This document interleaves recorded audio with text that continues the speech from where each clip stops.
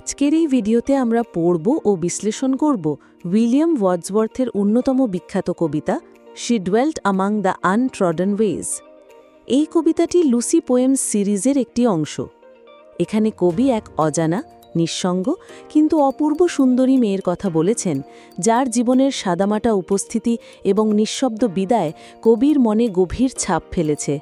চলুন এখন line by line দেখে নিই এই কবিতার অর্থ। চলো শুরু করা যাক। She dwelt among the untrodden ways. সে বাস করত এমন এক জায়গায় যেখানে মানুষের পদচিহ্ন খুব কম, একেবারে নির্জন। Beside the springs of Dove, Dove নদীর উৎসের পাশে সে একাকী থাকত, প্রকৃতির কাছাকাছি দূরবর্তী এক শান্ত পরিবেশে। A maid whom there were none to praise, সে এমন একটি মেয়ে যাকে কেউ কখনো প্রশংসা করত না, কারণ কেউ তাকে চিনতই না। অ্যান্ড ভেরি ফিউ টু লাভ, এমনকি ভালোবাসারও লোক ছিল হাতে গোনা, সে ছিল নিঃসঙ্গ। আ ভায়োলেট বাই এ মসি স্টোন, যেন একটি বেগুনি ফুল যা পাথরের পাশে জন্মেছে কিন্তু অর্ধেকটা Dhaka. Half hidden from the I, চোখে পড়ে না এমনভাবে আড়ালে যা তার রূপ ও অস্তিত্বকে আরও নিঃসঙ্গ করে তোলে।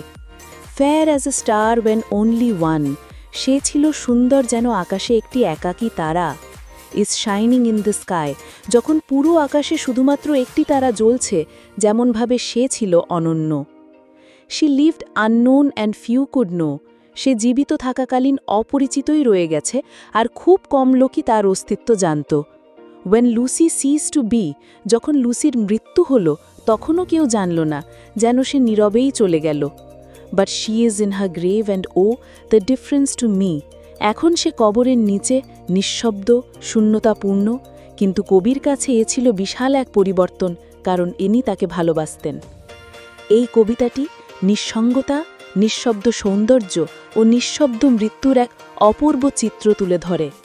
লুসি যেন ছিল প্রকৃতিরই একটি নিঃশব্দ ফুল, যার অস্তিত্ব হয়তো দুনিয়ার কেউ জানত না, কিন্তু কবি হৃদয় সে ছিল অনন্য। এই কবিতার মাধ্যমে ওয়ার্ডসওয়ার্থ প্রকৃতির গভীরতা এবং মানুষের নিঃশব্দ সৌন্দর্যকে ছুঁয়ে গেছেন।